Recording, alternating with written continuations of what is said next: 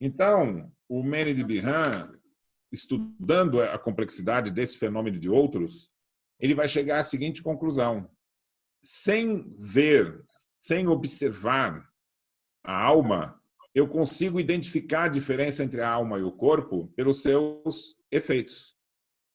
Então, ele vai chegar na seguinte definição: nós somos uma alma encarnada num corpo animal.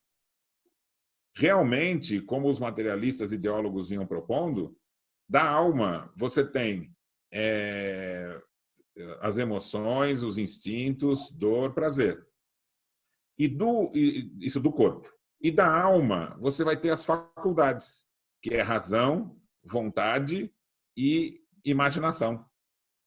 Então, ele também percebeu que você pode distinguir os seus hábitos. Nós agimos por hábitos, não agimos? Se você olhar para o seu cotidiano, nem tudo que você faz é consciente. Grande parte das respostas dos seus atos são condicionados pelos hábitos. Então, olha só que interessante. Ele percebeu que os hábitos poderiam ser divididos em duas origens. Ou eles seriam escolhas suas, através da faculdade da vontade, e aí o uso da vontade é um ato humano, né? Ou você é condicionado pelos instintos, pela sociedade, né? O que a gente poderia diferenciar então de hábito condicionado, como se chama hoje, e hábito o hábito Adquirido. adquirido, que é o que, inclusive, Kardec vai usar essa expressão. O que é o hábito adquirido? Quando você usou a sua razão e a sua vontade para escolher o hábito, para formar o hábito. Nesse ponto, o Mendes Birran fez já uma definição clara, né? A psicologia vai estudar, então, os atos do espírito humano, que são os atos decorrentes das faculdades. Eu fiz esse preâmbulo longo, Juliana, porque é muito importante a gente entender que essa psicologia se aprofundou, se ampliou. Eles perceberam que quando você adquire o conhecimento por meio do raciocínio e de um método, esse verdadeiramente é o uso da razão. Quando você, em vez de ficar obedecendo ou se submetendo a castigo ou recompensa, você fizer o uso livre da vontade, intencional, uma vontade raciocinada, eu vou raciocinar sobre meus atos, eles até criaram um nome para isso, que é o dever. Agir de forma consciente, né, livre, espontânea, intencional, desinteressada, né, de acordo com as leis morais presentes na sua consciência. É tudo isso compridão mesmo, significa o dever na época de Kardec. Então, eles criaram disciplinas. Então, tinha a disciplina da psicologia, a disciplina, né, do estudo da razão, a moral teórica, prática, né, o estudo da criatividade, do uso da imaginação, né, que era a estética. E olha que interessante, tinha mais uma disciplina que era a metafísica. E a metafísica era a seguinte: como nós somos espiritualistas, desenvolvendo essas ciências na faculdade, e o conjunto dessas ciências recebeu o nome de ciências filosóficas. E o objetivo dessas ciências filosóficas era criar uma nova moral. Não uma moral onde os indivíduos fossem estabelecidos por castigo e recompensa, como a igreja e o materialismo estavam propondo, mas uma moral da liberdade. Eu vou escolher os atos porque a escolha dos atos conscientes vão fazer com que eu participe da sociedade usando regras morais que vão produzir o melhor para todos, né, espontaneamente, porque eu percebo que essa é a melhor forma de agir.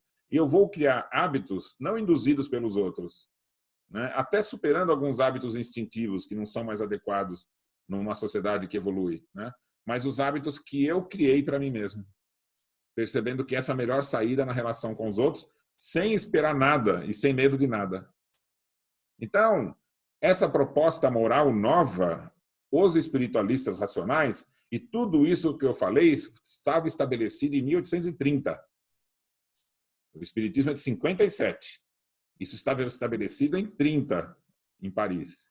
Então, as ciências filosóficas estabelecidas em Paris objetivavam, como consequência, uma nova moral. Uma moral que regenerasse a humanidade. Essa frase inteira que eu falei, ela está presente nos livros, tanto nos livros da universidade, como os livros dos colégios. Porque toda essa estrutura de ciências filosóficas também se tornaram disciplinas ensinadas aos jovens. Né? E até para as crianças. Eles usavam, sabe quem, Juliana? Trechos do Emílio de Rousseau. Né? Então, a França foi tomada pelo espiritualismo racional. O materialismo saiu de moda. A igreja perdeu o poder. Né? Já não tinha mais força. Acabando a restauração. Entrou um governo liberal. E isso se estendeu até a época de Kardec. De tal forma que esse movimento do espiritualismo racional, uma revolução do pensamento, se tornou a teoria oficial da França, se expandiu para os outros países, e Kardec vai dizer: essa reação espiritualista é que permitiu ao espiritismo, né, se estabelecer e se ampliar. De tal forma que o espiritualismo racional, né, o espiritismo é um desenvolvimento dele. E ele ainda vai mais longe. Ele vai dizer assim: o espiritismo é uma ciência filosófica com consequências morais, como todas as ciências filosóficas. E ciências filosóficas são as disciplinas do espiritualismo racional. Então, não só ele disse que há uma relação importante, como ele qualificou o espiritismo como ciência filosófica. Então, essas informações todas, que agora nos chegam com detalhes, né? E até é importante saber que o espiritualismo racional foi ensinado no Brasil. O colégio modelo de todo o ensino do Império era o Colégio Dom Pedro II, no Rio de Janeiro. E lá foi estruturado o projeto piloto, né, do espiritualismo racional, que também foi a primeira escola filosófica brasileira, o espiritualismo racional. Né? Depois foi adotada no Colégio Dom Pedro II. Foi o livro dos colégios franceses, né, do Paul Janet, foi traduzido para o português pela editora Garnier, a mesma que depois traduziu os livros de Kardec, e foram adotadas na rede de ensino. Quando você era um aluno ali dos anos 60 para frente, né, 50, 60, no Brasil, e você ia para o colégio ou queria ir para uma faculdade, você tinha os exames que falavam de todas as ciências filosóficas, inclusive da metafísica. Para finalizar esse preâmbulo longo, Juliana, a metafísica não era experimental, ela era teórica. E ela propunha que o universo era feito de Deus, Espírito e matéria. E o que era Deus na disciplina de ciência filosófica? Eu peguei o manual de metafísica do Paul Janet e está escrito assim lá: Deus é a causa suprema, é a causa primária de todas as coisas. E depois vem todas as características de Deus, perfeito, isso aqui. Depois eles vão estudar a matéria e o espírito. Só que eles não fecham numa teoria. Porque eles vão dizer, quanto ao espírito, alguns dizem que ele pode ter um corpo espiritual. Outros dizem que não. E assim eles vão desenvolvendo e dizendo, olha, todas as hipóteses. E a gente não pode fechar em nenhuma porque a gente não tem meios de conhecer. Quando Kardec vai tratar disso na Revista Espírita, ele fala assim, até onde os espiritualistas racionais puderam ir, eles fizeram um grande avanço. Mas eles não tinham como observar a vida futura, como observar o mundo espiritual, como saber que o corpo espiritual era um fato. Então o espiritismo vem trazer o seu complemento. E trazendo esse complemento, ele torna a metafísica experimental, científica, e não mais simplesmente hipotética.